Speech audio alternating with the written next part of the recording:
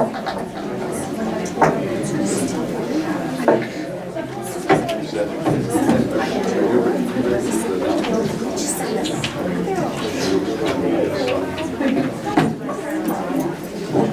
I think we're ready. Let's go ahead and call this meeting of the Page Unified School District Board to order at 6:33 p.m. And all members are here, present. Martha, glad to see you here. Glad you're feeling almost better. Let's go ahead and start with a moment of silence. Please join me.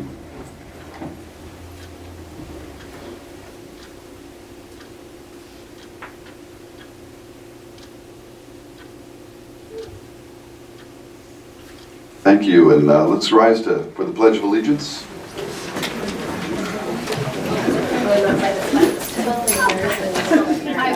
Allegiance to the flag of the United States of America and to the republic for which it stands, one nation, under God, indivisible, with liberty and justice for all.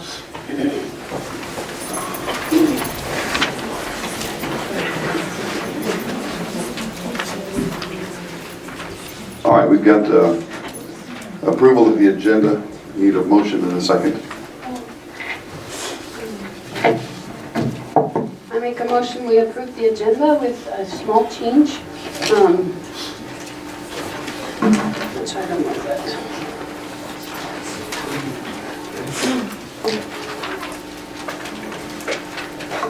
With the item I requested, kindergarten aids, was supposed to be a discussion and possible action item, not just discussion item.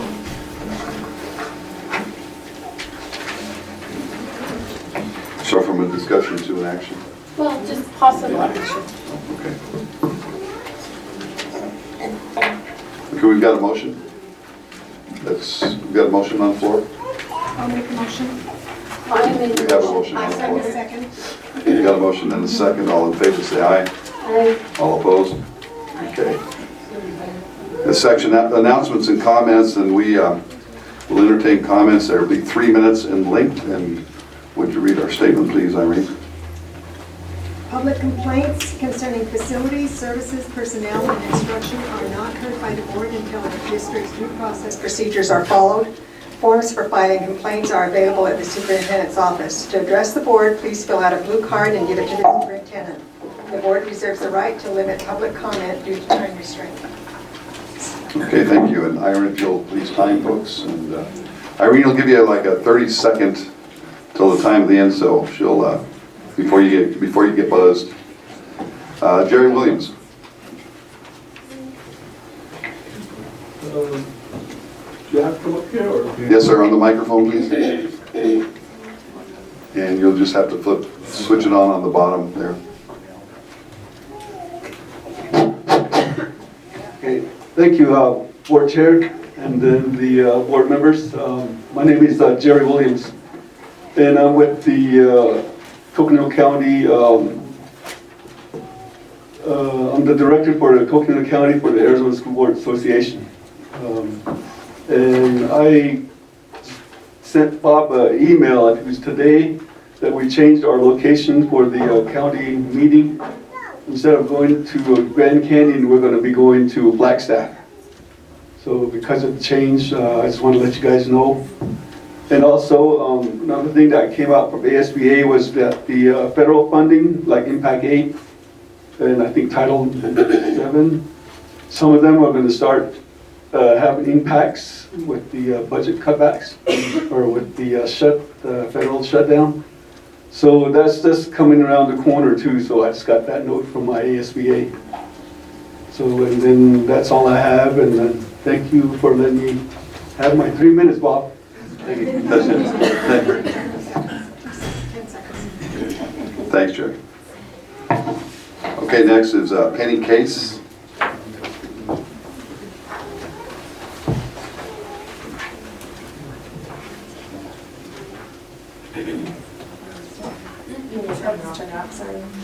Okay, there we go. Can you hear me? There we go.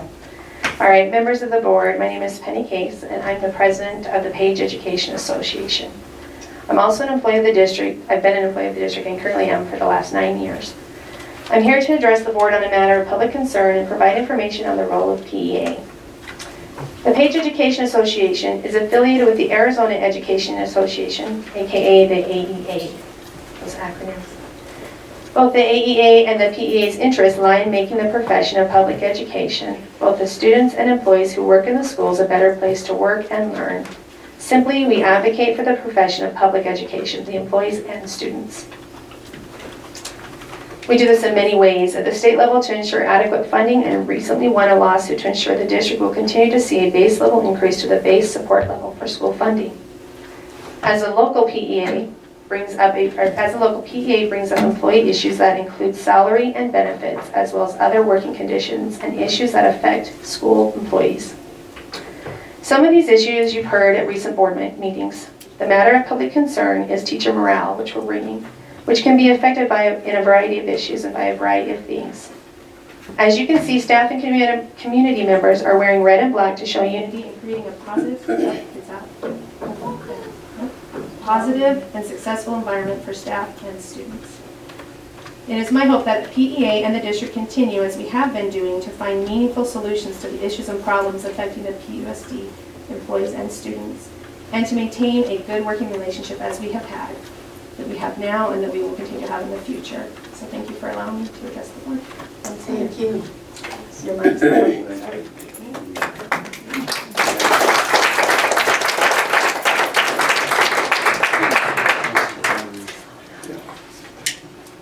Lynn, do we have some more batteries for that? By any chance?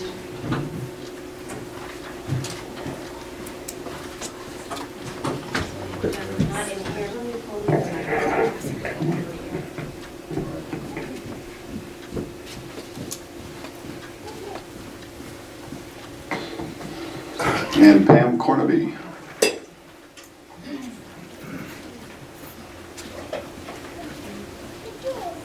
I have a really loud voice, so I probably don't even need that. My name is Pam Cornaby, and I probably don't know as much as I should about a lot of things that go on in the schools. I was a employee of the district last year, as I spent some time in the school as a teacher's aide, but I've not been doing that or substitute teaching this year. And most recently, I've just been in my own children's school classes, which is probably where I should be and where I love to be the most.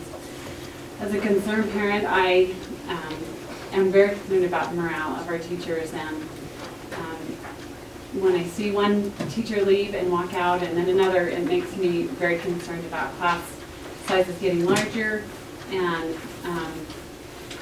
about my own children. So I just come to you with concern and care for my children, not only mine, but all the children of the community that I have a concern about and a stewardship over, and hope that you as well as board members will be able to work with the teachers and work together. This is a room of brilliant educators, and your expertise and all the things that you do. I think there are many ways to find solutions if we talk, but mostly if we listen and come together as a community and do what's best for our children. Thank you so much.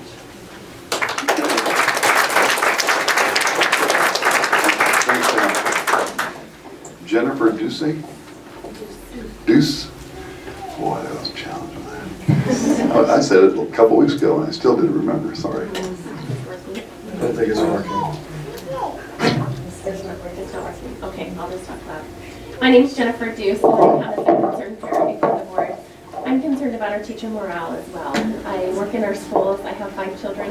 I'm in our schools probably 3, 4, sometimes every day a week. I volunteer and I love it. But I'm concerned about our teachers. They are being so overworked. They are given so many tasks to do that when do they have time to teach? I had one teacher tell me that she spends more time doing forms to give her lesson plan to the district than it actually takes her to teach the criteria that is on the forms. And I know our teachers spend a lot of time after school hours in meetings and doing training, and I'm just very concerned about our teacher morale and the things that they are being required to do and how it's affecting our children. You know, some of the teachers have said that they don't have time to be creative in their classroom anymore. They just don't have the time because they're so in a rut with everything that they are given to do by administrators. And I'm concerned about that because if our teachers walk out of our classrooms, who's going to teach our children? You know, what are our schools going to end up being like? You know, it really needs to come down to what's important for our kids. And I think we need to give our teachers the opportunity to do what they're trained to do, and that's teach. And they're great at it. That's, you know, and they love our kids, and we need to give them the opportunity to do that. Thank you.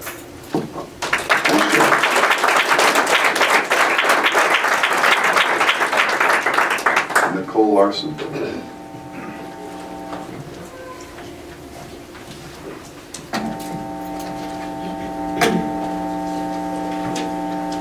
Is this one that works?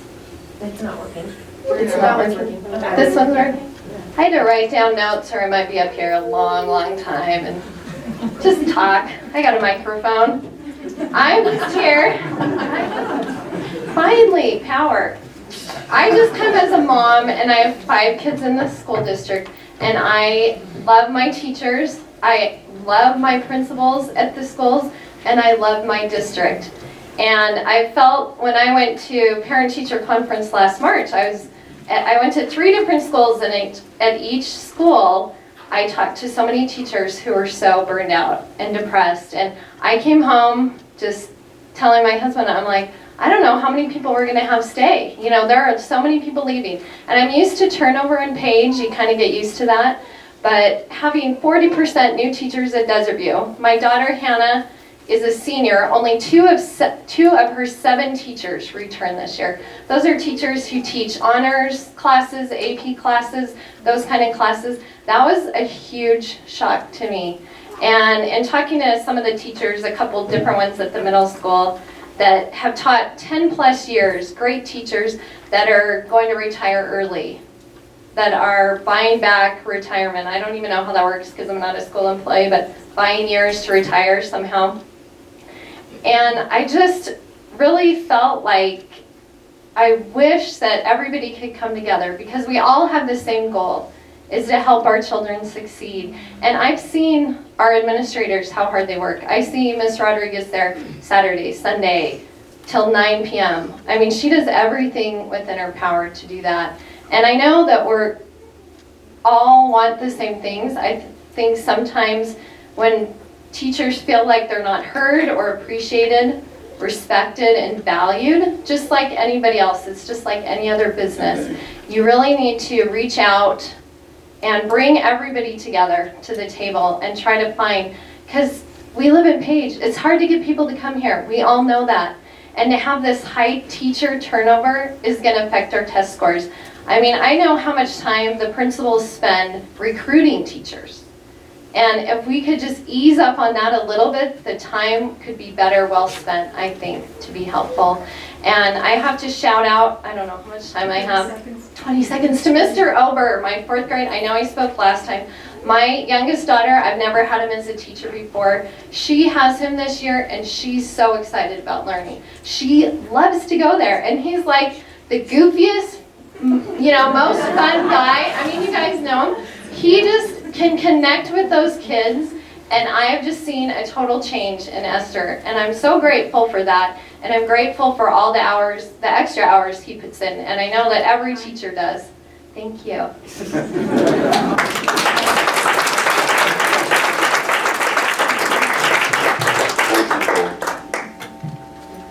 Okay, next order of business is a special business section. And we have the recognition of donations to Page Unified School District. And this will require a motion and a second. Let me go ahead and make the acknowledgement initially here. And we have one that we'd like to acknowledge and then approve. Shauna Leach donated a Harvard Classics, a 5-foot shelf of books to the Page High School Library for a total value of $500. So Shauna, we really appreciate that. And we will need a motion and a second. I'm going to make a motion, we accept the donations. Got a motion and a second. All in favor, say aye. Aye. All opposed? Okay. Next item of business, CTE presentation. Students who earned top scores on their CTE assessments, Chuck Mans and Dana Glassnap. Good evening. Tonight I'm proud to present Chuck Mans and Dana Glassnapp, who both had students who took the state assessment in their CTE program area, and their students scored the top scores for the state of Arizona. And I think that's quite a accomplishment. And Chuck is reminding me that this is his second year in a row that he has had a student earn the top score. I wanted to give you just a little bit of background about the state assessment in general, and then I'll let them talk about their particular program areas. But the state took on this task 5 years ago and told us they were going to create an assessment for every CTE program. And I had been through the Ames process where the state tried to develop 3 assessments, and I knew how long it took the state to do that, so I was very skeptical that they would get these tests in place. But they have over 50 assessments in place. They have worked with industry to develop them. So they're based on industry and educational standards. And the cut scores have varied year to year as they've tried to validate and get the reliability of their tests in place. But I think our teachers teaching on a block schedule in a CTE program that compete against students all across the state who are even in a Caveat or a West MEC, and they have extended time in their program areas. I think this says a lot for our teachers. I also have samples of the certificate the students earned that I'm going to share with you, so you'll see what they get. They get a certificate from the state with the specific standards that they've mastered, shown on the back. You want me to talk now, huh? Yeah. Okay, this year we took 2 actual assessments. We tested in network technologies and computer repair. Last year was the first year we tested in networking, and Damon Boyce, who couldn't make it here tonight, these teenagers, they want to work and make money for some reason. He got the highest in score. He graduated last year. And Tyler McAnally, he got the highest score in computer maintenance for the state of Arizona. And my students all, as a whole, are doing quite well on the test. You know, we've had several years, we have a 100% pass rate most years. Every once in a while, we get someone that slips through the cracks, but for the most part, kids are doing real well in the program.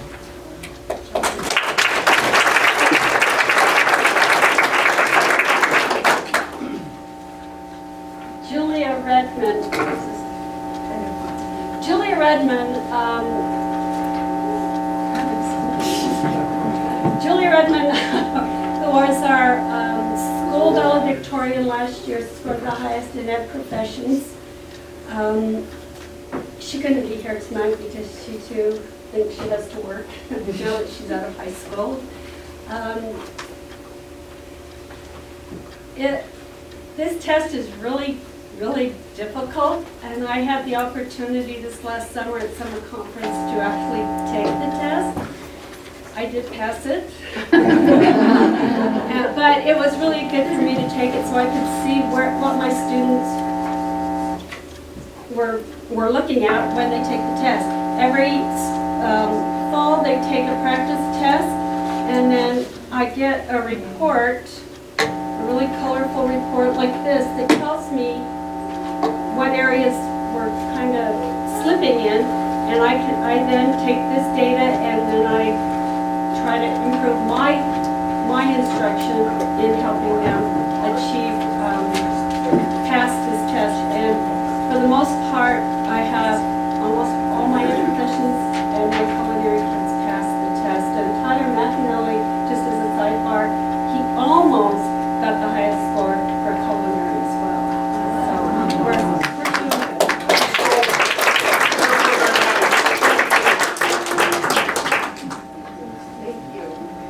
Dan and Chuck, thanks so much. And Dan, I can attest, man, you guys do a great job. We get to eat that stuff every year. And I could be your poster child.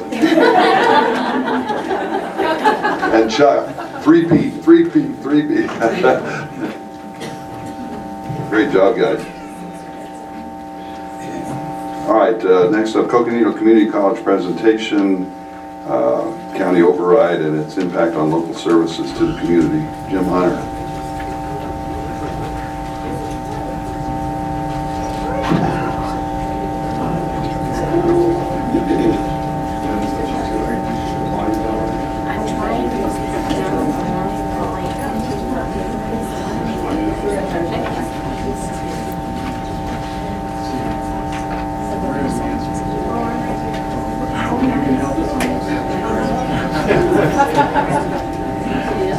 Hello, everyone. This is certainly the hottest ticket in town. I assume everyone's here to see me.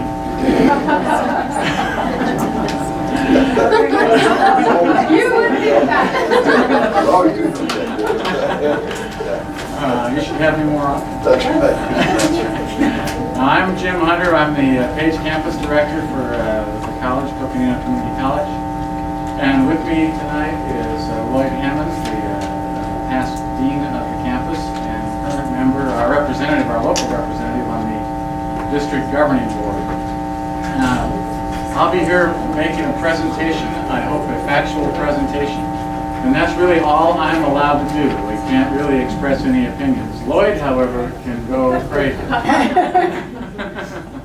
So we'll look forward to that. We have a slideshow over there, if you'd like to follow along with that. Our presentation tonight is about the college's financial situation and sustainable options. The CCC District Governing Board called for an election, as many of you know, regarding an increase in property taxes to be held on November 5th. CCC was founded in 1991 with the vision of being a campus without walls. It was believed at that time that the campus would serve approximately 500 students. The very first semester, CCC served over 1,000, and it quickly became apparent that to meet community needs, the college would need to raise funds through various means like bond initiatives and help from the Coconino Community College Foundation, which is a separate 501c3 corporation. Like any successful business, the college grew to meet demand. The map that was up there on the previous slide demonstrates where our locations are. 2 permanent structures, campuses in Flagstaff, 1 of course in Page. And we have 4 learning centers in essence, Tuba City, Williams, Grand Canyon, and Fredonia. All right. Our college mission is threefold: arts and sciences, transitioning from community college into a 4-year college, career and technical education, and workforce training. The first, arts and sciences, is what you traditionally think of when you think of academics. We have high school to CCC, where and many of you are involved in and have kids in the dual enrollment program, where they can earn college credit while in high school and make a pretty good dent in their first 2 years while in high school. We're evolving toward a focus on science, technology, engineering, math, STEM subjects. And CCC to NAU is actually copied now all over the country, or in the process of being copied all over the country. We have 1,200 plus students since 2008. We integrate student advisement. We have an NAU advisor. They actually come up here once a month, and they're there more frequently at Lone Tree, helping students attend at CCC, but streamline their path to NAU. So it's a seamless transition into NAU. The career and technical education, we're very active up here. You and the high school are very active up here. It's a model, in my opinion. And we are active that way, certainly down in Flagstaff, and we're trying to get it up here more visibly. 51% of the firefighters in the county have attended CCC, 43% of those in criminal justice, 42% of the registered nurses and paramedics in the county. So we have an impact there. The third leg that you may not know as much about, the workforce training. I wear 2 hats at the college now, not just the campus director, but Small Business Development Center analyst. And in that capacity, that's an SBA-funded program and hosted by CCC. And we essentially help people start, grow, solve problems in a business. Everyone who works in that capacity in the state of Arizona, current or former business owners. It's a huge number of folks. We have, I think, 40 people in that role in Arizona. If I don't know an answer, which is quite frequently the case, I can find somebody in Arizona who does, and we can tap into that entire network to help any business solve their problems or launch. We, of course, also have a community and corporate learning arm where a business may come to us and ask us to design a program to address one of their specific workforce needs. Next week, as an illustration, we're doing an Excel course for Yamamoto. And we do that kind of thing on an increasingly frequent basis up here.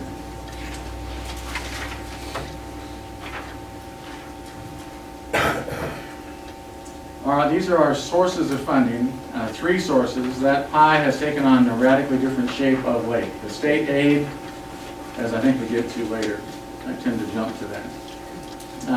This is the present circumstance. Tuition and fees are responsible for 45% of the cost of educating any given student.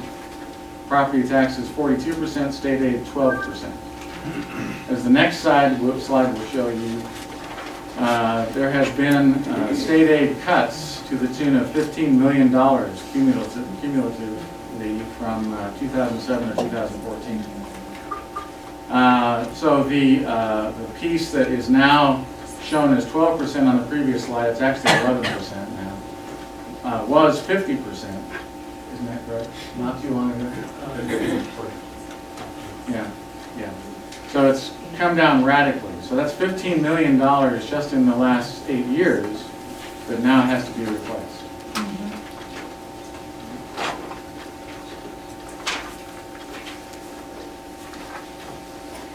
Our financial dilemma is that the property tax per student hasn't increased. Essentially what this slide is attempting to show is that we're at the point where we lose money on each additional student at this point. A student's tuition is only good for 42%. The rest, the other 58%, has to come from 2 other sources of funding, either property taxes or state aid or a combination of them.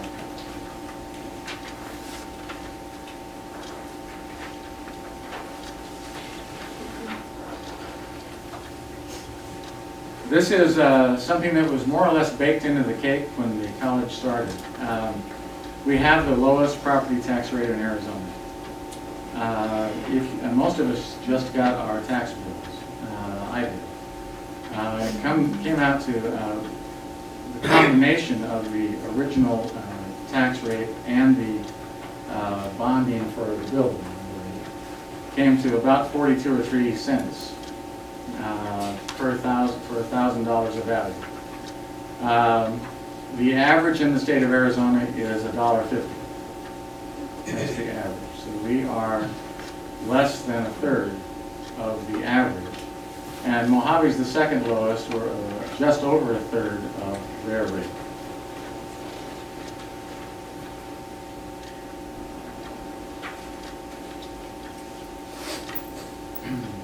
Tuition has increased 200% since 2000. 89% higher tuition since 2007. This is something we've had to do to keep paying the bills. And of course, those are a direct response to state aid cuts. And we have, this just flips the other chart, we have the highest tuition in Arizona. Current rate is $87 per credit hour for in-state tuition, plus a $5 per credit hour technology fee. The total cost of tuition and fees is $2,750 per student. We had a citizens review panel that we put together, comprised of business and community leaders from each community. Bryn Johns from Page, from the power plant, was our representative on that citizens review panel. They studied continued tuition raises as a possible solution, but you would have to have raised it $75 more to cover the expenses, which is clearly not possible. We're already the highest in the state. If the students paid the entire cost of their education, it would be $250 per credit hour in essence. It's $92 now. CCC's response to all of this has been to implement some cost-saving initiatives. We have reduced the number of employees by 15%, as you can see there. Cut the number of classes offered by 20%. Eliminated 30% of the programs. And just this past year, they closed the Williams campus. That amounts to $4 million in budget reductions every year. That's $3 million in reduction in state aid and $1 million attributable to those cost savings every year. Programs cut include archaeological design, culinary arts, environmental science, paralegal studies, and office information system. Certificates cut. This happened right before I got there. Hospitality was cut, which I think we leave that in. Computer-aided drafting, employment success, another one that we would like to have. Legal assistant, medical transcription, network systems administration, administrative office specialist, networking engineering, computer software technology. All those have been cut recently.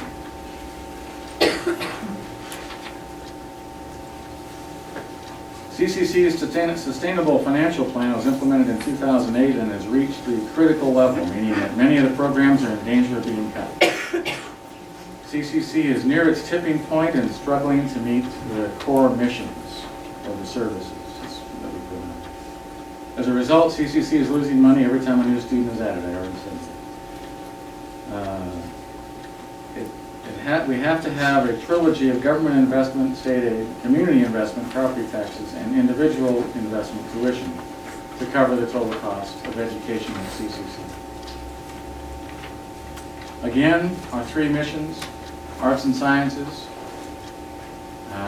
career and technical, workforce training.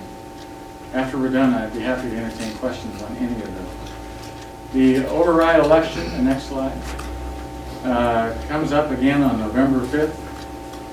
The district governing board voted unanimously to seek increasing revenue through voter-approved tax funding to protect and preserve the college's core missions. The Citizens Review Panel recommended a property tax increase of between $5.5 and $6.5 million. The DGB chose to ask voters for less than that, at $4.5 million, in light of the recovering economy. The override would sunset 7 years after voter approval. So this is, as most overrides, a 7-year block. And we would have to do this again. We did go, I should say, to the legislature. It's been a long-term effort to, because we're right now prevented by law from permanently increasing the rate that taxpayers pay, which guarantees that we come back every 7 years. A provision to allow that permanent tax rise to take effect went through both houses in the state of Arizona and got clear to the governor's desk where it was vetoed, farther than that had ever made it before.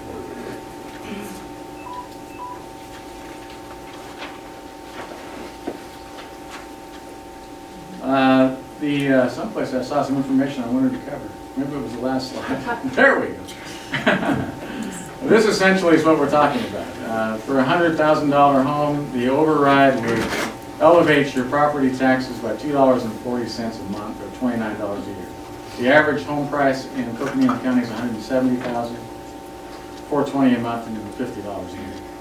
So I noticed the USA Today just went up to $2. Question, how much for business owners? Well, it's going to be the same rate, I believe. Is that not correct? Isn't it twice as much? Pardon me? Isn't that twice as much because the assessed value of the business property is assessed twice or double? I honestly don't know. Because that's what it is with regular property tax. So when a bit, you know what I'm talking, you should know what I'm talking about. You'd think I would. Because businesses pay twice as much as homeowners in property tax. Because the base values, they're assessed differently. So if your regular homeowner pays $29, then a business that is valued at $100,000 would pay $58, and your typical business in Page is valued at about $400,000. So they would be paying what? And I wouldn't dispute that at all. And by the way, the businesses also have to pay on the property, the value of the property inside the business. So that may well be true. That may well be true. And I'll find out and confirm that. I just think it's important to show who bears the burden. Well, yes. The businesses certainly, the businesses, it's a question as to whether they, I'll let you answer that. No, I'm not going to dispute that, or really necessarily even comment on that. I think everyone needs to judge it for themselves. I can tell you I have homes in 2 states. I pay a fairly modest tax here. I have a home in St. Louis, Missouri, and it's only valued at about $225,000, and I pay $3,600 a year in property tax, real estate tax. You know, when Coconino was originally established, the tax rate, quite frankly, was set too low. It was unsustainable.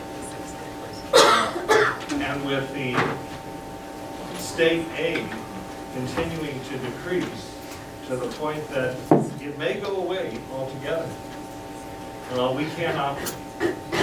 And I can tell you what the grim reality is. There's nothing left to cut.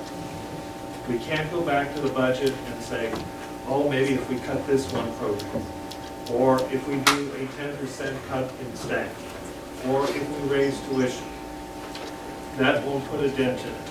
We have to raise $4.5 million. So we're going to cut part of our core mission. The core mission could be that we eliminate those 3 core missions, the transfer option, which includes dual enrollment, includes GED programs that we offer in the county. It might be a combination. It might be closing campuses. We've closed Williams. We may have to close another campus. You know, this is not us coming in and trying to scare everyone.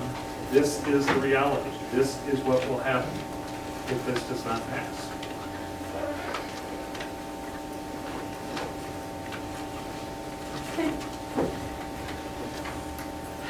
So the election on November 5th, again, we've already passed the last day to register. I'm sure everybody in here is registered.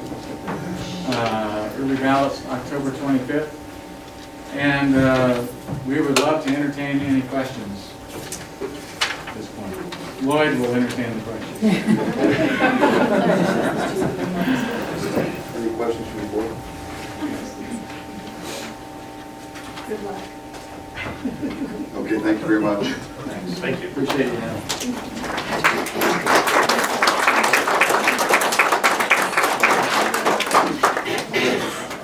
Okay, we'll do the next agenda items, reports and governing board reports. You got one, go.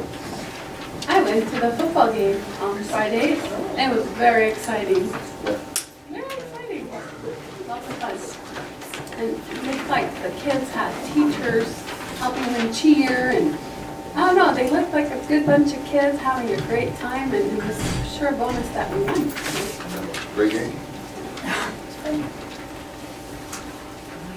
Anybody else? I saw you there. I'm sure you did fabulous radio announcements. Adrian? Okay. Just got a couple of things. Got some suggestions. I don't think I'll take the time to read all of these. I'll hand these out to the board members. And some has to do with parking spaces, some have to do with, actually some, I believe these were high school students, I'm not sure, but talking about really encouraging student behaviors being enforced not only on campus but off campus. And said we're role models, we've got to be role models for our middle school kids and for our elementary school kids, and I thought that was pretty cool. But anyway, I've got some of those there. So, Jim? Parent-teacher conferences next week. All 4 schools. That schedule's out on those. Board copies start Thursday morning, I believe, at, where's the first one, high school? High school? We scheduled our first meeting at Page Middle School last night with staff. We were at Desert View tonight, we're at the high school tomorrow, we're at Lake Phoenix Tuesday. The purpose of these staff meetings are to share information from the district level, and also to, Kelly's taken an opportunity to gather feedback from staff. And that we would like to be able to compile and take back to staff on those issues that are really impacting our jobs, your jobs. I think we had a very good PEA meeting tonight, and I think I appreciate Penny's comments, because where Penny's coming from is how we're going to resolve these issues. It's going to be us figuring this out. And, I've already owned, maybe we're a little slow reacting. Okay, we got to get by that. The real issue is that we got to figure this out so it works for everybody. So that we're moving forward, we're preparing kids, we're preparing teachers, but we're not doing it so we're driving teachers away. There's a balance there someplace. We got to work to find it. In the past, PEA has always been that partner with us that's helped us figure what those items are and work towards those. I think we had a kind of a recommitment tonight. That's going to be the role that we would like to see in that relationship again. So I'm confident we'll figure things out. But again, it's going to take us working together to figure those things out, because I think we're all under a great deal of pressure. I think we're all feeling it. There's a lot coming down the road at us at once that's impacting all of our jobs. So again, I felt good about our PEA meeting this afternoon, and I think that that's a good relationship that we can continue to build stronger. So, Penny, thanks for your leadership in this. All right, let's go. No unfinished business tonight, and we'll go ahead and move to the governing board consent agenda, which we'll consider as with a single motion, all items under that, A through J. So I'll accept the motion and the second. I'll make a motion that we accept the consent agenda as listed. I second that. Okay, we have a motion and a second. All in favor? Aye. All opposed? Okay. Next up, the calendar of events. And Jim already mentioned some significant events, but this is homecoming week, and a lot of things are happening every day. I see these kids wild hair days and various other things like that. I wish I could have enough to have a wild hair day. Extensions. Homecoming parade at 3:45, that's always really awesome. Game at 6 and dance at 8. The parent-teachers conferences, I think others mentioned, October the 14th, spaghetti dinner at the cafeteria 4 to 8. Page Middle School Book Fair, October 14th through 18th. Then on the 15th, a special meeting presentation adoption of the AFR presentation, override expenditures burden. That's our work study session. The 15th of October as well, Page High School parent-teacher conferences, and spaghetti dinner at the cafeteria. October the 16th, the Desert View parent-teacher conferences, spaghetti dinner, and the 17th, Lakeview. Highlight middle school orchestra concert, the 22nd at 7, and the 23rd, the middle school band and choir concert, and then the 5th, regular board meeting. Can I ask a question? Absolutely. What does STUCO stand for? Student Council. Okay, seriously, we need to get rid of There's a lot of work with that.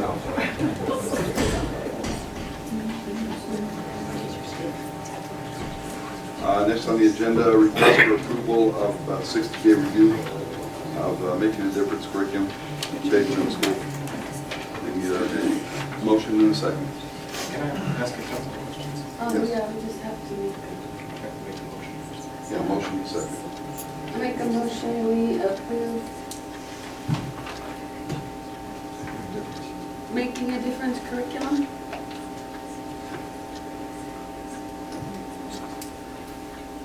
Oh, yeah. For 60 For days. 60-day review. I'm sorry, it's not pulling up on my screen. Got a motion? Second. We have a motion in a second, and I believe Christy and Sharon Grasso. Can I preface this first? Yeah, absolutely.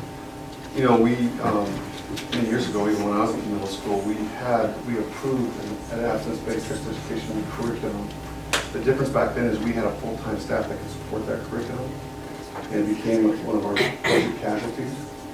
And now we have an opportunity to partner with the county to come in and bring back an absence-based sex education program for those parents that want it, for their children, and it'll be supported by trained county staff. So we've had this in place. Budget constraints, because we couldn't afford a full-time position dedicated to that. We did a casualty. So I think what you're going to hear is a presentation that can probably bring us back in a form that would be, meet all the requirements that we had previously, and still do something that I think we probably all agree is pretty much needed at that level, if not younger. So I think we've got Sharon Grasso from the county, and I don't know if Christy, if you're part of the presentation as well.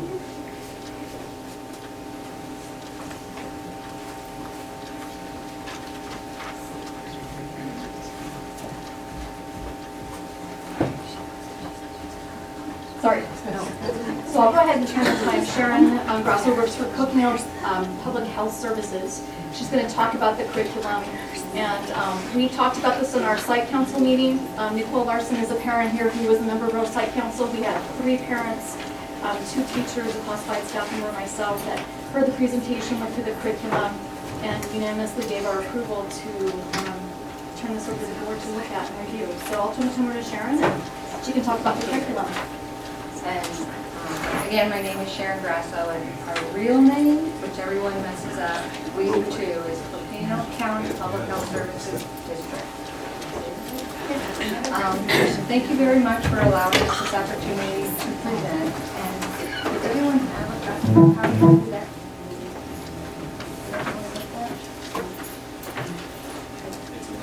Yeah, okay, part, great, part of the packet. And Amy Davignon is here as well. She is our public health educator that's based here in Page, and so she serves the northern region.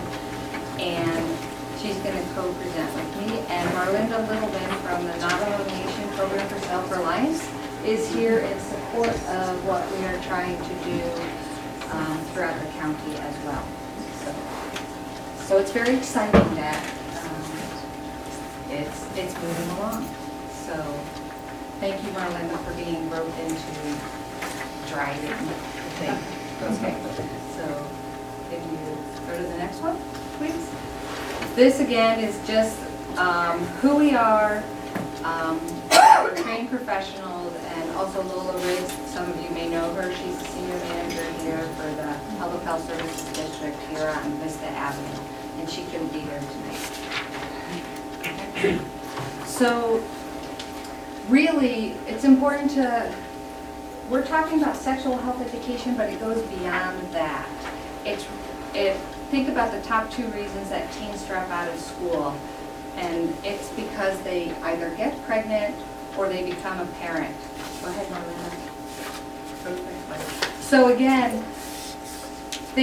we like to think about the future, not getting to think about the analogy of a waterfall and get them at the end. No, we like to get them at the top of the waterfall. Can everyone hear me without using a microphone? Okay. So sexual health education is always something that I don't think anyone is completely 100% comfortable. And there's all these thoughts twirling around in people's heads. They twirl around in my head, and I do this stuff. Some of the questions that we know that parents or other caregivers think about is my child old enough to hear about sex, about reproduction, about human anatomy? Do I even have a good enough relationship with my child to start and even survive these conversations? Why does this feel so awkward? Doesn't my child already get this info in school, which is a common misperception, from their friends? And then we think, oh gosh, where are they getting it from, or from their sibling? And then there's always, phew, my team, I asked them, they said they're good, I don't even need to go there. And then it's like, help, I don't know how to do this. Okay. So, it's very easy to just pretend nothing is going on. And this isn't really for shock value at all, but we've been able to provide this curriculum. This is a middle school specific curriculum. It's for 6th through 8th graders. And here are some of the questions that we've had from other middle school kids. Do body fluids cause STDs, sexually transmitted diseases? If not, what sex does? Can you get HIV or an STD from oral sex? What is oral sex? Is it okay to masturbate morally? Is masturbating normal? If you have anal sex, is it still considered losing your virginity? They are very confused about a lot of stuff. What is a blue waffle, cheesy taco, Chinese fried rice? We had to do research on these. The kids know what these are. Well, they don't really exist, but on the internet, they exist. Again, so giving them credible feedback about what they're talking about, which we have no idea. What is the average size of a penis? Why does sex feel so good? How do female condoms work? When do you stop masturbating? How can you get HPV, human papillomavirus? I have heard that you cannot protect against HIV. Is that true? If you have sex with someone with an STD, what is the chance that you will get it? Does it hurt to have sex? Is it smart to have you and your partner tested before sex? Boners, can they kill you? Is it okay to have sex at this age? What is a boner? How do you talk to your parents about dating an older boy? That's just a very brief snapshot of what kind of questions we get, and we'll talk about the anonymous question box in a little bit, which provides a safe environment for the kids to ask questions. Okay, so the curriculum goal, and again, I'm going to repeat, this education is specific to middle school kids. And it's to empower middle school students with decision-making skills and communication skills that will help them in all areas of their life. And I really liked when we went to the middle school and we saw the mission, which had empower, the word empower in that statement. So again, this continues onward with that. And we'll always go back to, it's not just about sexual health education. This is about any type of risky behavior that teens are faced with. If it's getting in a car with someone who's drunk, or someone says, oh, smoke this or do that, what do they do? So it's a lot of those types of knowledge-based skills. Okay. Oh, and the curriculum tagline is be proud, be responsible. That's repeated throughout the curriculum, so they get that same message. Okay. So the curriculum overview, there's really three. It educates middle schoolers by increasing their knowledge and perception of their own vulnerability. As teachers and parents and everyone else, I'm sure you know that they are invincible. And no one can really tell them about the risk, but this really does help. It also helps adolescents understand the types of faulty reasoning and decision-making that can lead to poor decisions. And it advocates postponing sexual activity and emphasizes that abstinence is the only way to completely eliminate the risk for pregnancy and sexually transmitted diseases, including HIV. So, again, we always like to know the communities that we're working with, so this might be something that everyone's very familiar with, but it's always good to know. So, demographics for the 6th to 8th grade, specific to Page Middle School, is about 74% Native American, really showing the influence of the Native American population on this community. 20% are Caucasian and about 3% are Hispanic. Okay. Why do they need these health lessons? Okay. So this is from the Navajo Nation Middle School Youth Risk and Resiliency Report. Has anyone heard of that? Yes, it comes out about every 3 years, and maybe we get the results every 4 years. So this is the most recent one from 2011. And this is specific to Page Middle School students, and about 580 students responded from Page specifically. So 12% or 70 of Page Middle School students reported having ever had sexual intercourse. This is sexual intercourse specific. It's not oral sex or anal sex. We know from extrapolation that it'd be about 30 to 35%. So that is really why we're so passionate about providing information to kids. Of those 70, so all those little bullet points under there are referring to that 12% or 70 of those 70 students. So 5% or 4 of them have had sexual intercourse for the first time before age 11. 5% or 4 of them have had sexual intercourse with 3 or more partners. So remember, it'd be higher if we looked at other types of sexual activity.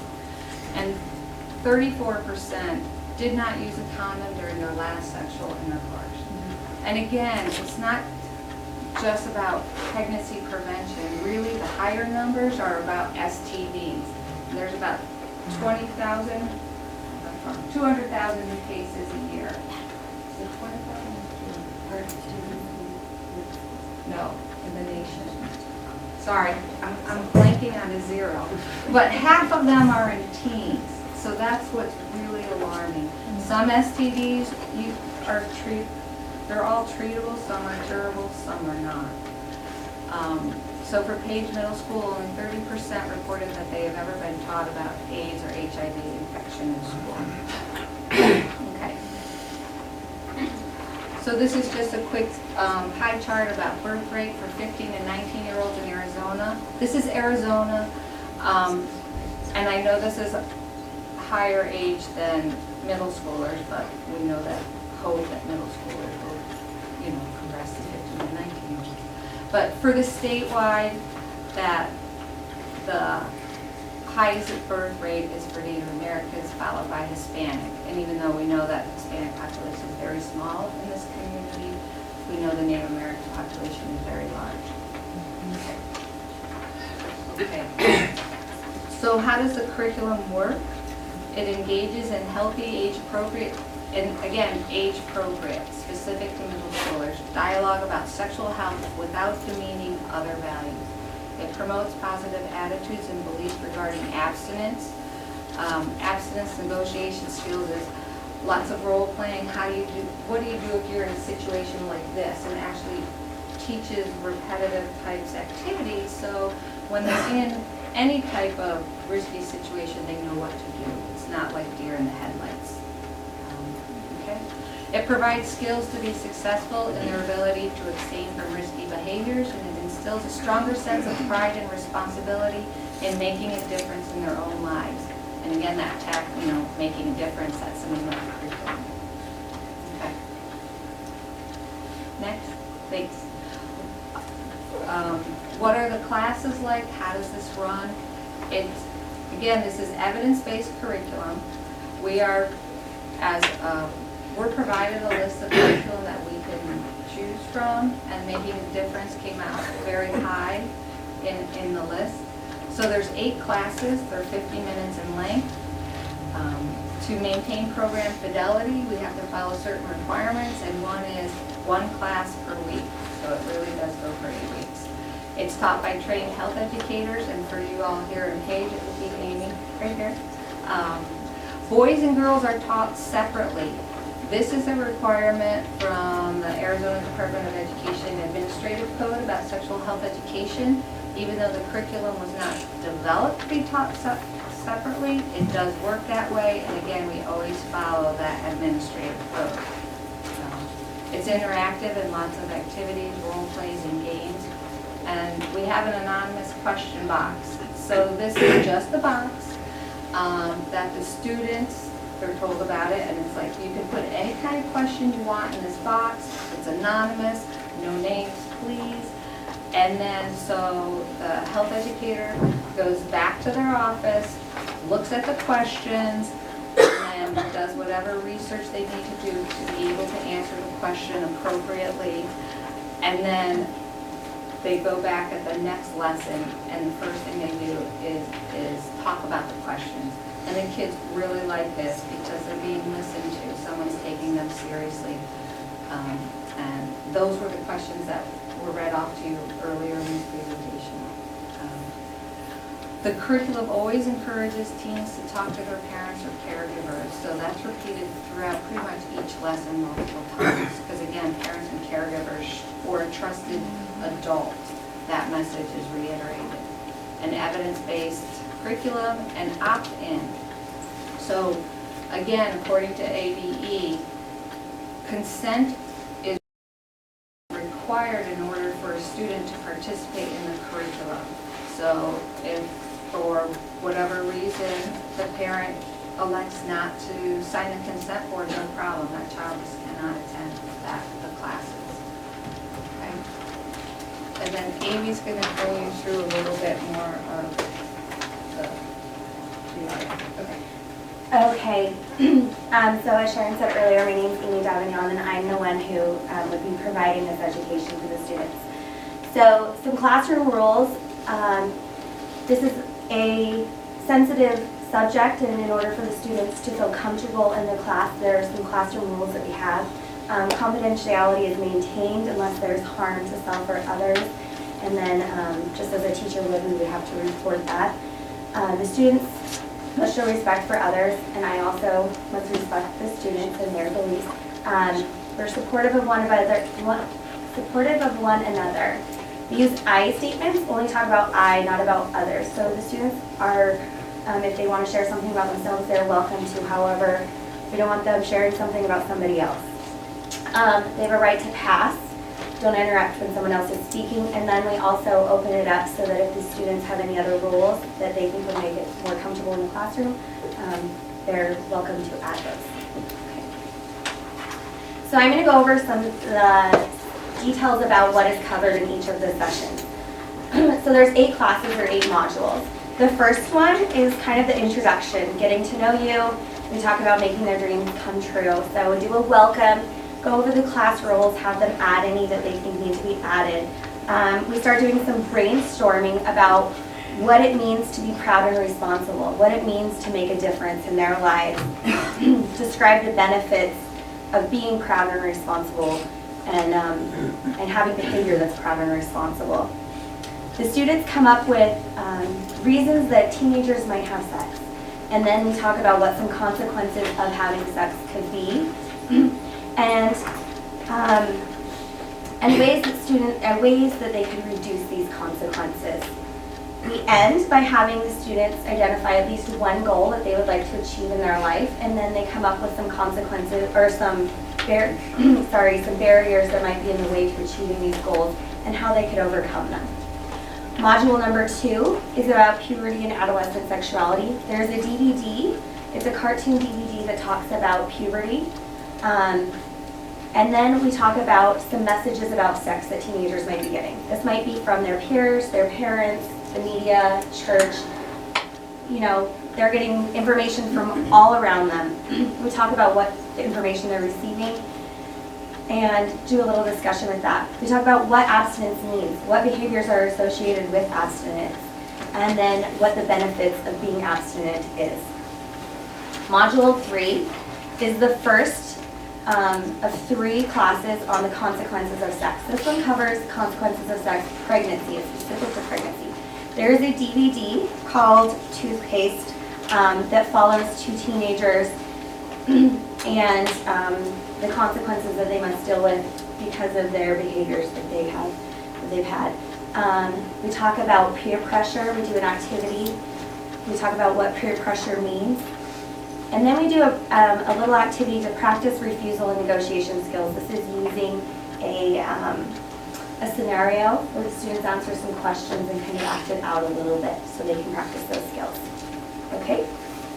So the next consequence of sex module is on STDs, or sexually transmitted diseases. So we do some brainstorming about STDs, talk about what STDs they've heard of. Then we go over the names of the known STDs, what their symptoms are, and how they're transmitted. We play a little game called the Don't Pass It Along game. It uses a note card and it kind of does a visual demonstration of how an STD can pass from person to person. And then we do some problem solving using case studies, doing the stop, think, act. So the students would stop first, think about it before they act. And this gives them some chances to practice that because we know that teenagers don't always think that way. Module number 5 is another consequences of sex, and this one is specific to the HIV infection. There is a DVD. It's titled, the subject is HIV abstinence. It talks about statistics of HIV, some myths and facts about HIV, and then the way it spreads. We do a discussion about that, and then the students have complete an activity. It's the HIV risk continuum. So there's a list, or there's papers with different activities and behaviors on them. Might be kissing, sharing a drink, holding hands, having unprotected sex, sharing needles, and the students would identify whether that would be no risk, low risk, or high risk, and putting them in the correct categories. We then end by playing an AIDS basketball game. It's not an actual game of basketball, but there's a scoring system that's very similar to how basketball is scored, and it just kind of helps the students practice what they just learned. There's questions that are asked about HIV and AIDS, and they get points based upon how well they do, and they're divided into teams. Module 6 is the attitudes, beliefs, and giving advice about STDs and abstinence. So this one we talk about self-esteem. Talk about seeing the positive in yourself. This students identify at least 5 positive characteristics about themselves. We talk about how self-esteem can influence your decision-making skill, including whether or not you choose to be abstinent. And then we do some role plays and problem solving where the students develop and practice some skills to share correct information about HIV and AIDS to their friends. Okay. Module 7 is responding to peer pressure and partner pressure. So we talk more about what peer pressure is, and then how can they respond to peer pressure in a positive way instead of using negative behaviors to do so. We talk about what their physical limits are. So we help them think about how far am I willing to go, whether it's having with a sexual behavior or whether it's smoking or doing drugs. Understanding what their physical limits are, and then how they can articulate that. The students do a role play to practice these refusal skills. And if you've noticed, there are several times that I said they're going to practice refusal skills.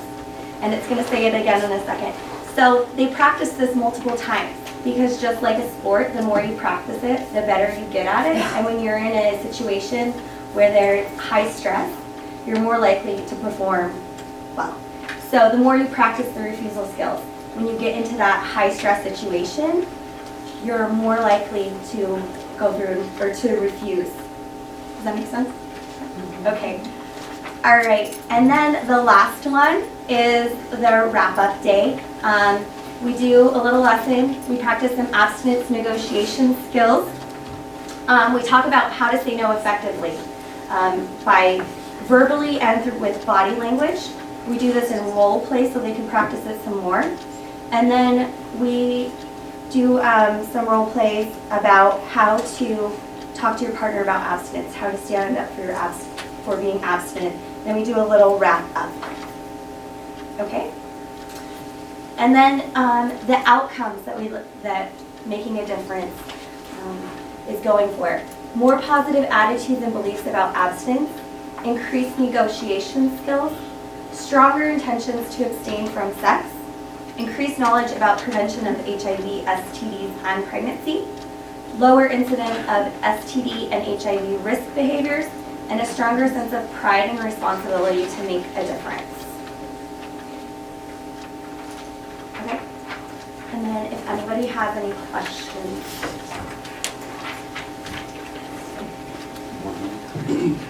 I have some questions. Okay.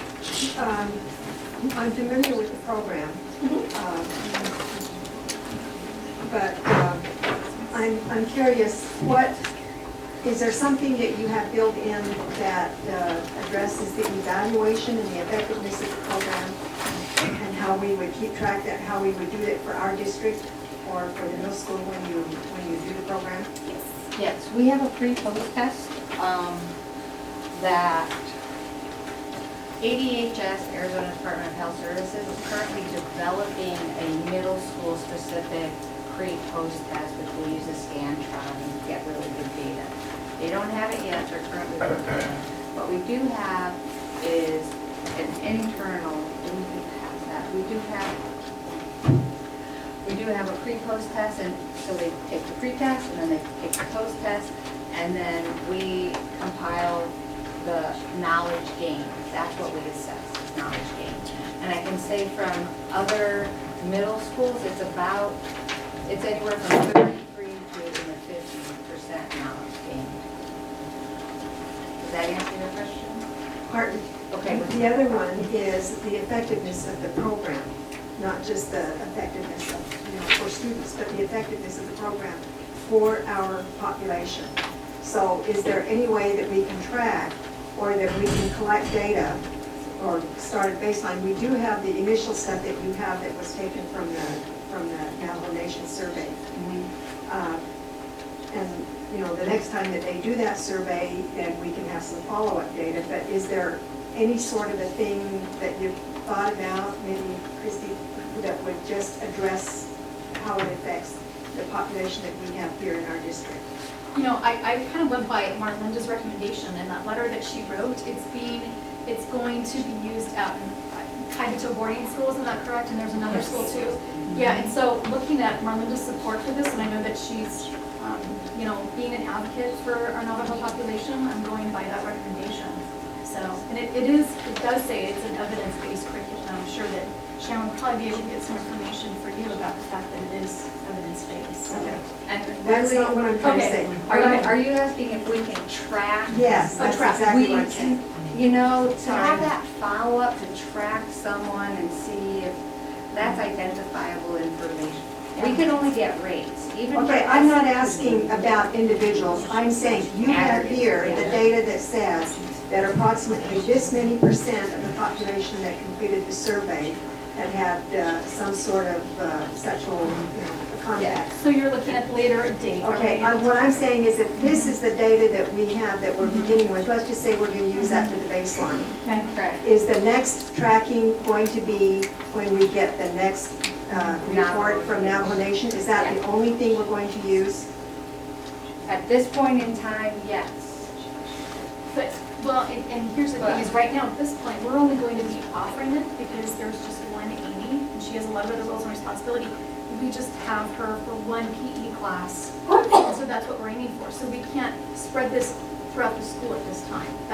So it's going to be a limited population that we're actually going to be able to offer this. Okay, so the data that we saw today was only for the middle school, so that's all you're going to extract anyway. There is also a Navajo Nation high school youth risk and resiliency report, but we didn't. Okay, I'm aware of all that. Okay. All I'm just saying is that how are we going to evaluate how effective it is for our middle school? Are we going to be making a difference, and how will we know that we're reducing the number of pregnancies, for example, among our middle school population? I can say that that's a really labor-intensive activity, and we don't have the resources to track that. How we can get data at the county level for pregnancies, we cannot get data at the community level. It's unavailable to us, and we've asked. So we can't get that type of data. Same thing with STDs. We cannot get community-specific data. Okay, I guess we can talk about this later, but that's not what I'm asking. Another thing that I wanted to ask about this is in your curriculum when you're doing the presentation and you're talking about pregnancies for our young people, particularly at the middle school level, which is very, very young. Is there any sort of instruction or information that is going to be given to the students about where they go for resources if, in fact, something like this happens? Or is that not a part of your curriculum? It's not it's not written into the curriculum. If a student asks me about it, We have these bookmarks, they're called bookmarks, and I don't know if anyone's seen them in town, but let's remove them like this. One side has Canyonlands services available to teens, the other side has Coconino County Public Health Services and Flagstaff, because we know a lot of people go to Flagstaff for different things. So if someone, in the past, we would give them to the principal or to figure out what to do with them. Or even counselors. Or the counselors, yes. And it usually is the counselors that girls in our building have gone to if they suspect that they need help. Just wanting to make sure that there, that there's a follow-up connection somehow. And I understand that it has to be confidential, but that you give this information to students, that's just the next step, is that you need to also be able to provide them with resources so that they know where to go and where to turn. It's built into the high school curriculum, but like you're saying, middle school is a little bit more fragile. That's all I have, I'm sorry. Adrian, you had a couple questions. Yeah. Can you describe what partnership with the county means, either Jim? I can't even speak to that. So basically, partnership, well, I'll speak financial partnership, like Jim alluded to. I want to hear both resources and. Okay, resources is Amy, as a trained health educator, public health educator, will be facilitating the classes, so it does not require teacher time. And also, and we have the curriculum. So there's not a lot of, that's what the partnership is, providing the information by a trained public health educator. We provide the setting for those parents who choose to. Okay, so it's not really big financial collaboration. On their On our part, and we provide the consent form. And how many kids do you think are So looking at for right now is 8th grade. That's what we wanted to start with. And we want to target, we have Amy for 1 PE class. And so there's approximately 30 kids, and some of those classes are mixed. So with parent permission, I'm hoping that we get at least 20, 25 kids to start. I mean, one comment that our site council made is that we wish we could offer it to more kids in the building. But we're just, like you said, there's one Amy and there's one health educator at this point. Is there She has a lower limit if you don't get so many, you can't do it? There is no lower limit for us. Once we make the commitment to participate in a school, however many consents are received, then our health educators are there. Yeah, and you said what you had the class with 2 kids at this point. Yeah. So we're doing this 60-day review, curriculum review. What is your timeline for actually starting instruction? So after the 60-day review, we're hoping to start it early in the second semester if we get clear for that. Oh, can I ask a question? I was going to ask you, is this a year-long class or 1 semester class? 8 weeks. Oh, that's Yeah, what it's 8 8 weeks. weeks. So, and then the rest of the 8 weeks, we do what, OT? Exactly. So how it would work is, because you have to separate the boys and girls, we'll look at a week. That would be the first module, module 1. She would have the girls 1 day of the week, and then she would have the boys, like for instance Monday, and then she'd have the boys on Thursday. Now we talked about the fact that after she finishes that 8-week module, or a class that she can do, then we can start possibly another 8 weeks with another class period, so we can hit more kids. So, yeah. And you just sign up for that, how, like at the beginning of the semester when they just bring home the stuff? Yeah. Is So part of your students- handbook Yes, description? students will be given that consent form to take home to their parents. No, I'm just wondering, how we go through the process of approving the handbook, would that be listed in the handbook as a class offering? Yeah. Oh, Well, it's not, going to be in the handbook, at least for this year, Yeah. because, it's mid-year, those are already out. but it would be under electives, right? Yeah, for PE, Well, PE is elective, right? it is elective, but I'm just saying that it wouldn't be in our handbook for this year Right. because we're offering that week. Yeah. So it would be 8 weeks of E? PE? Yes. And it would be, like I said, and kids would only, okay, it would be okay, it's 8 weeks. It would be spread out over 8 weeks, but kids would only be missing 1 day a week. So girls would miss PE on Monday because they're with Amy, and then boys would miss PE on Thursday because they're with Amy. And that would go on for 8 weeks. And is there anything more that would go out to parents than this? We can have, What? I don't know if you have something you want to attach to it. no, but what the ACC administrative code states is that we have to have 2 parent information meetings. And so then that is our communities in Williams and Flagstaff. And so Amy and Kaiserville. So, yes. And it's basically however the message is delivered, every community is different, and then a presentation and time for question and answer. I have a question. Are they doing this program at any schools on the reservation? They're doing it in Kaiserville. Kaiserville, is that the only one? That's the only one that I am doing.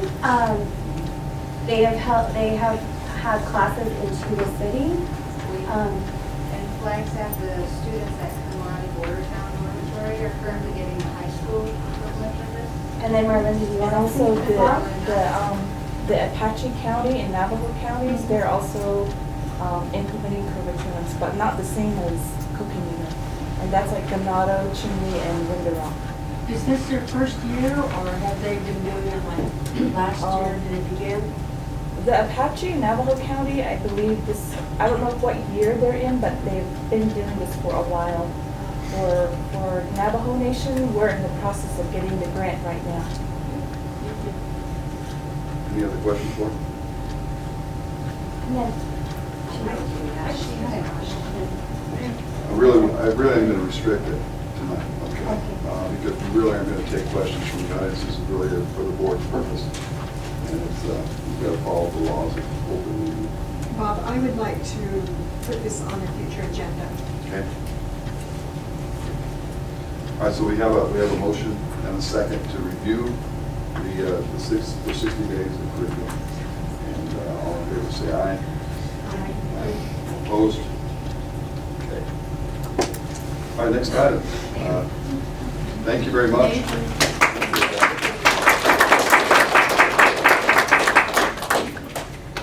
Next item on the agenda, request for approval of the 6-day review of Boys Town. It has to do with social skills, and it comes from the PBIS instructional base. So we have a motion and a second. I make a motion.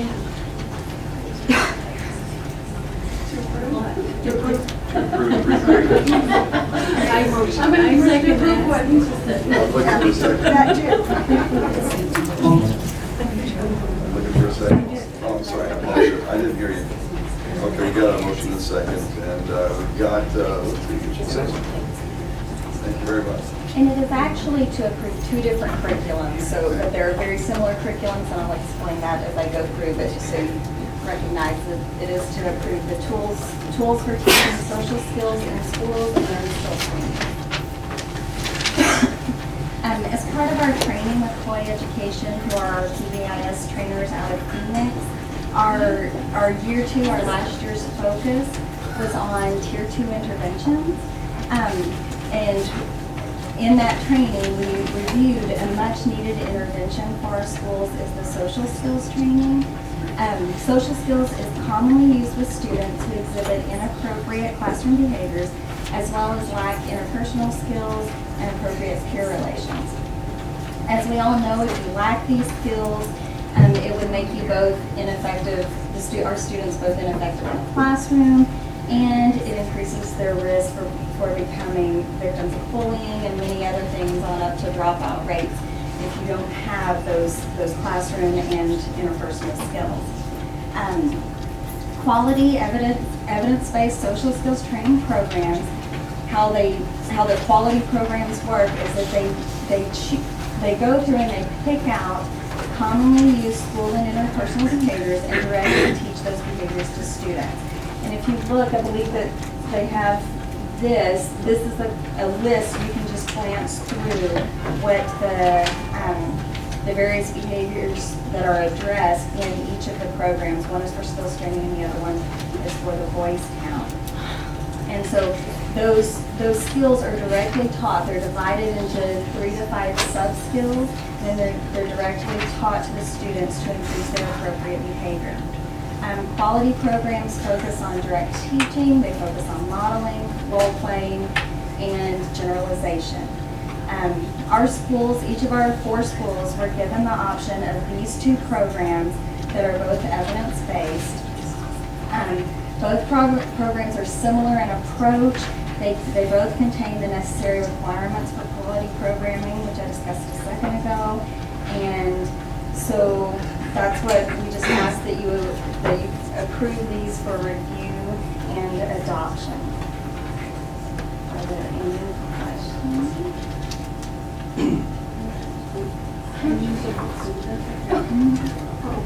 Sorry. Go ahead. Okay.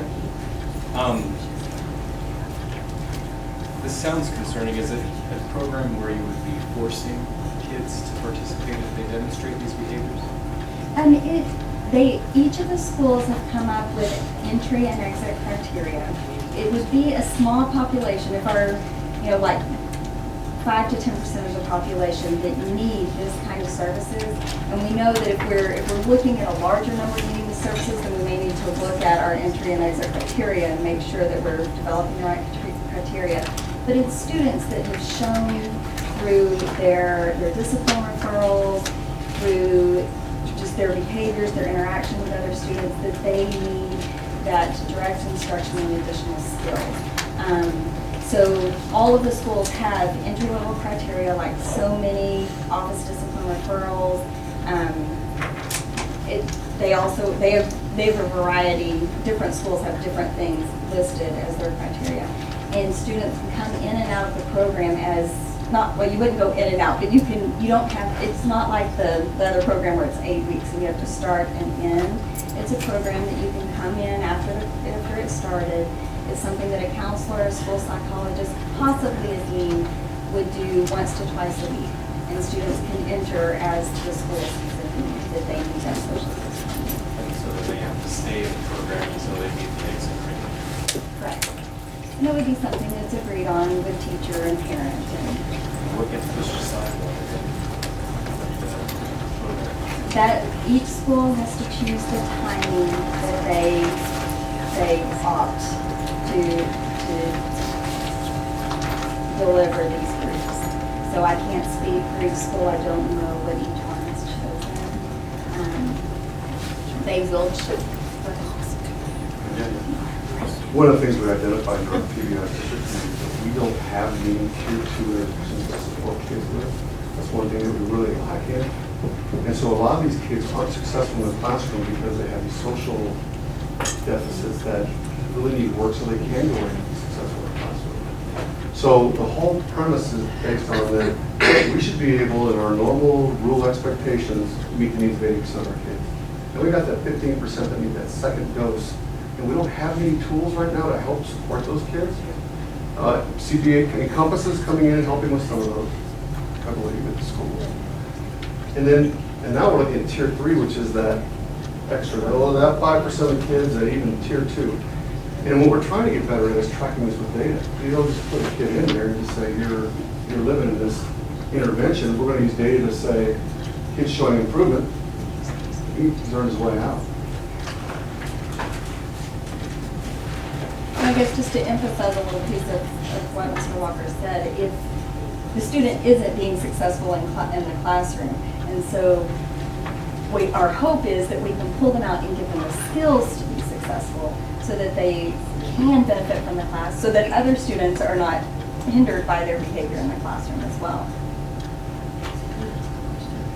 So would like a teacher referral get them into this as well, or do they have to meet all those criteria that you were describing that the school decided? They should meet the criteria that the schools decided. We are trying to move to more quantitative data to make our decisions, because you are pulling a student out of class and you are altering things for them. Too much anecdotal or qualitative data, you may have one teacher that wants 15 of her kids in the program. So simply a teacher referral would not be the only thing that could. What about parental consent? Are you gonna just do this, or are the parents informed or required to sign anything that they know that child is being taken out of the regular classroom? They would need to complete something. I think that answer is yes. What do they currently do to when they have And it depends, like for our tier 2 kids, they're identified by our ODRs, which are our office discipline referrals, which come from teachers and our paraprofessionals. So the referrals come from the faculty. And then at that time when we have tier 2 kids, parents are brought in. Parents, we have conversations with them. So when kids get out of tier 1, tier 2 includes parents and teachers. But no formal parental consent? It depends on what it is. It depends on the social skill. So placing a kid in this program is almost the same to me as identifying that kid as having a social disorder. Is that the business we're getting into with this? No, I would not say it's identifying them as a social disorder, because that would take a much more extensive battery of tests. I would say it's someone who's not being successful, though, in the classroom, and we're providing them with the support to help them be successful. Where did this curriculum come from? This is Like, voice, it's a the tools for teaching social skills is from Boys Town Skills Streaming. I am not sure of the. It's every space is one of the forms. And you might have already said this, but who's going to actually teach this? Counselors, school psychologists, and possibly deans in some of the schools.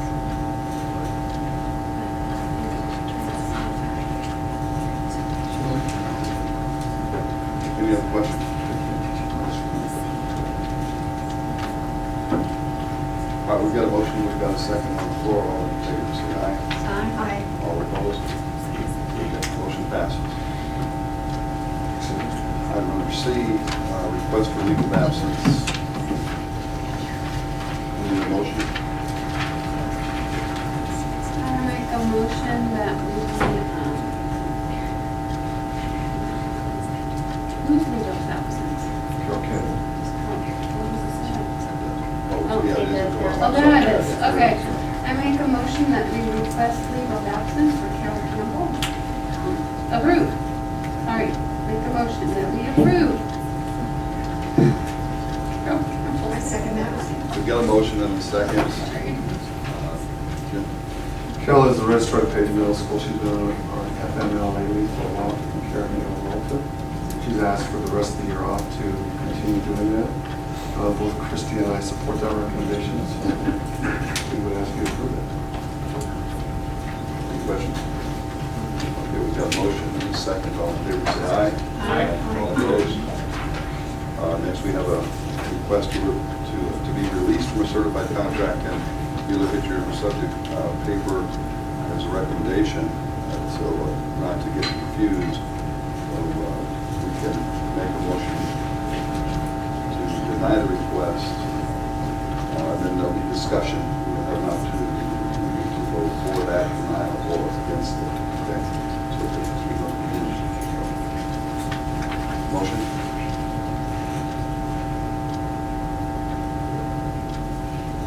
I will make the motion to follow the superintendent's recommendation. Second that. Got a motion and a second. Jim? Ms. Hart is asking to be released from her contract effective, I believe, Friday. Our standard practice is that we deny that request. We will look for a qualified replacement if we can find one. It's pretty standard on how we dealt with people in that. Jim, I have a question. What position is? Fourth grade teacher. Jim, would you just kind of review the policy regarding the leaves of request once the contract is underway? agreed on, is in the contract, that we will assess $1,000 fee. If we can't find a replacement, if we find a replacement, then that fee is not assessed. And we also send a letter to the board, State Board of Education, that the teacher broke the contract. And that's what we've been doing since we've had a discussion last year. We have allowed reservations before for health issues, though, haven't we?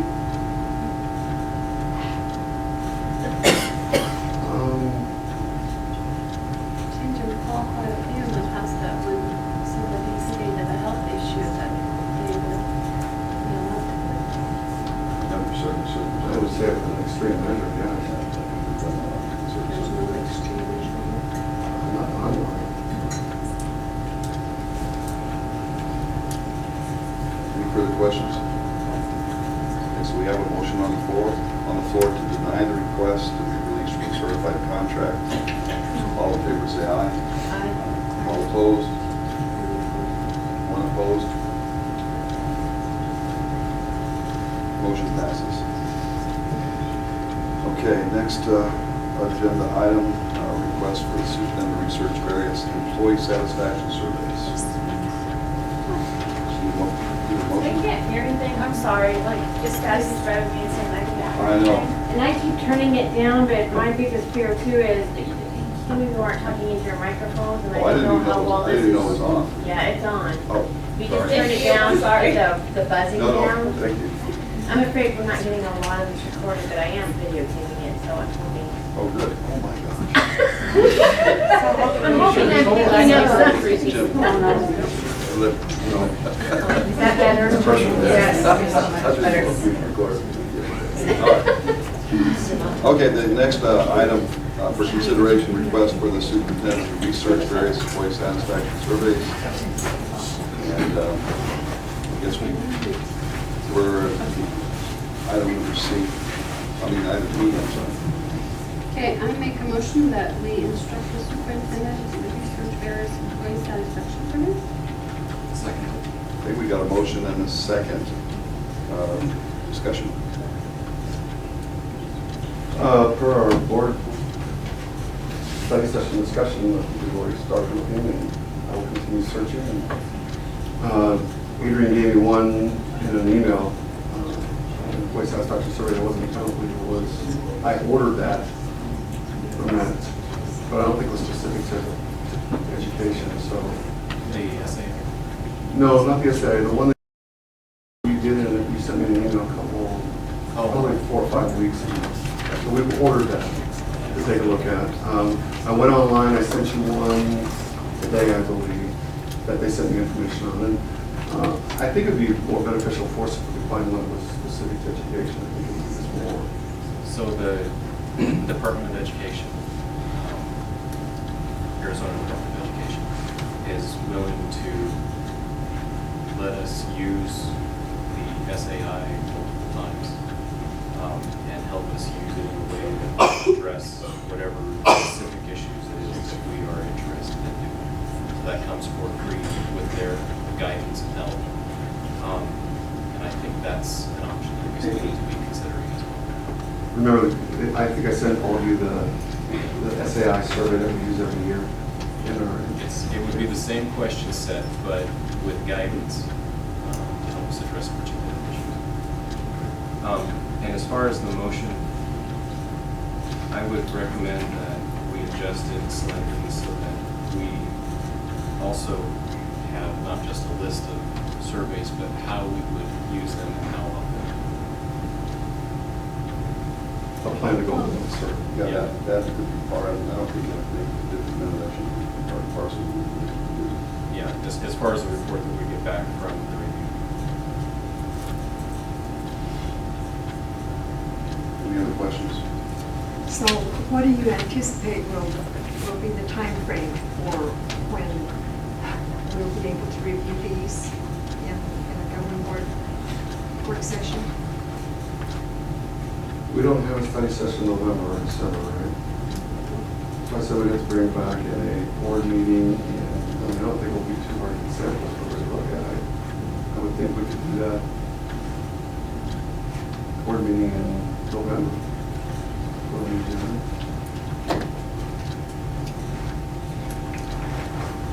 Any other questions? Okay, we have a motion on the floor and a second. All in favor, say aye. Aye. All opposed?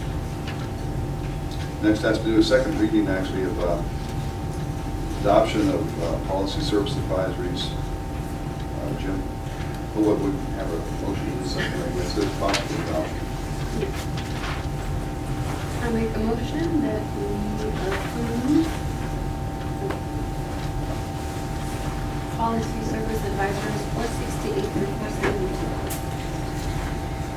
Second. Motion in a second.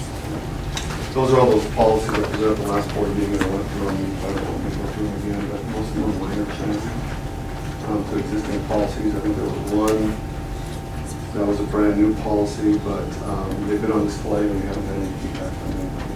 They've been reviewed by our staff, so I'm recommending approval. Questions? Okay.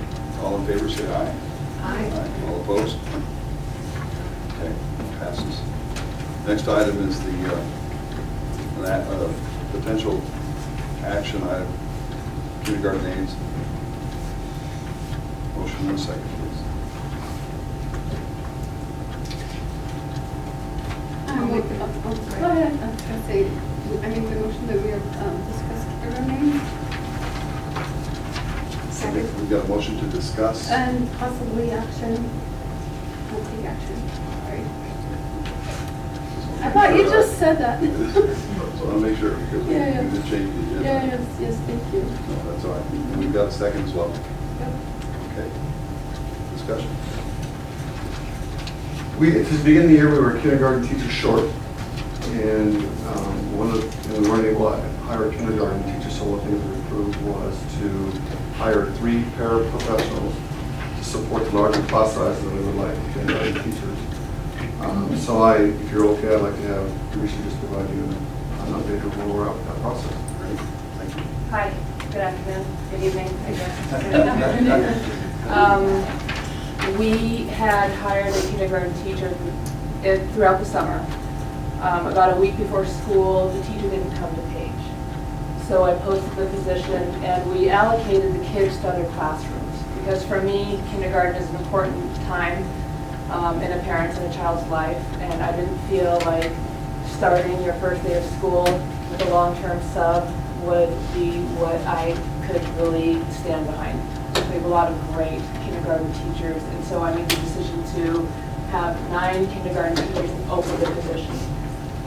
As time went on, we interviewed several people, but they didn't meet the qualifications or the standards that I was looking for as a early education person, and so the position stayed open.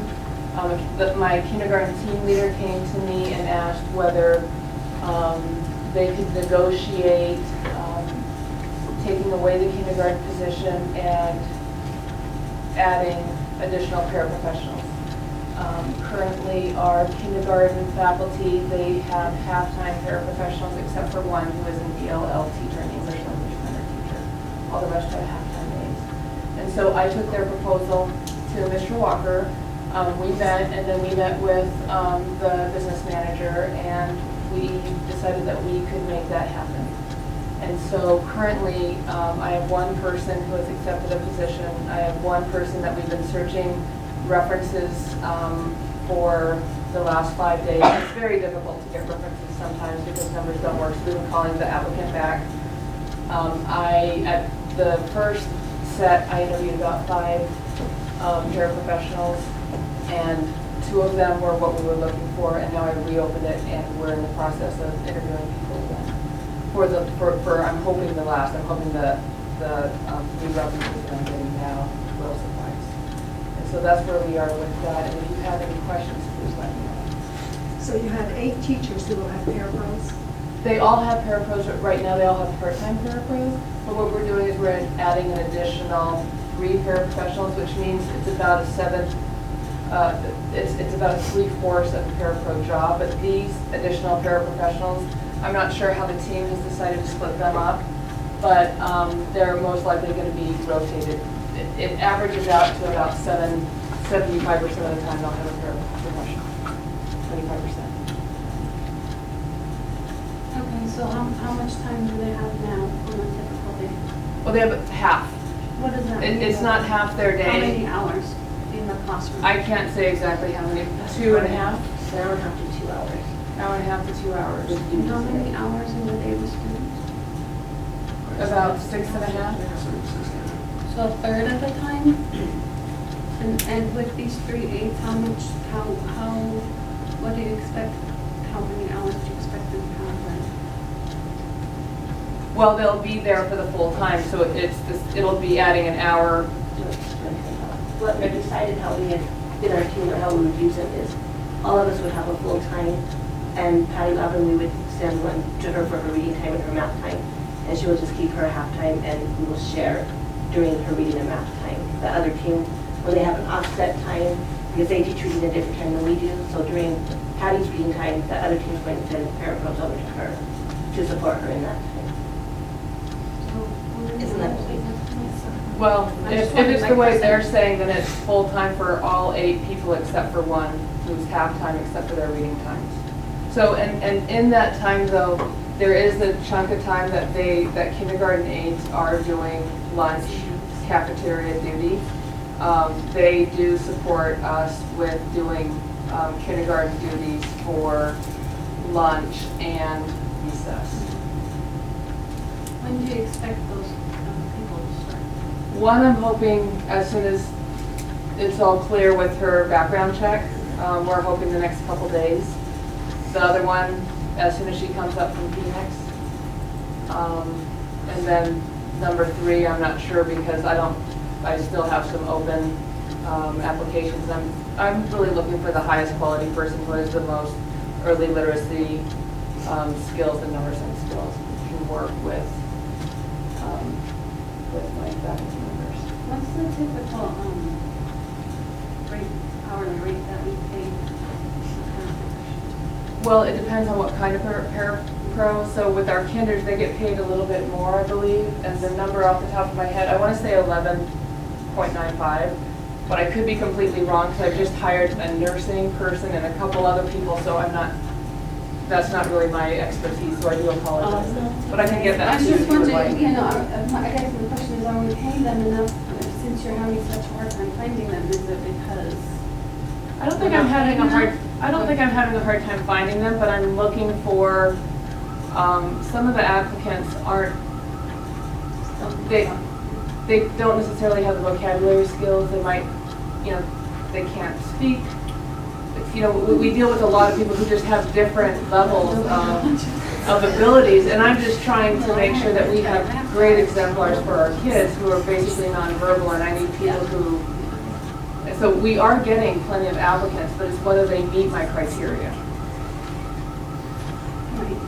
So are the kindergarten teachers satisfied that this is going to meet their needs? I hope so. I mean, the need came from them, and then I addressed it. They asked me, and I addressed it with Mr. Walker, and I didn't ask what else they wanted.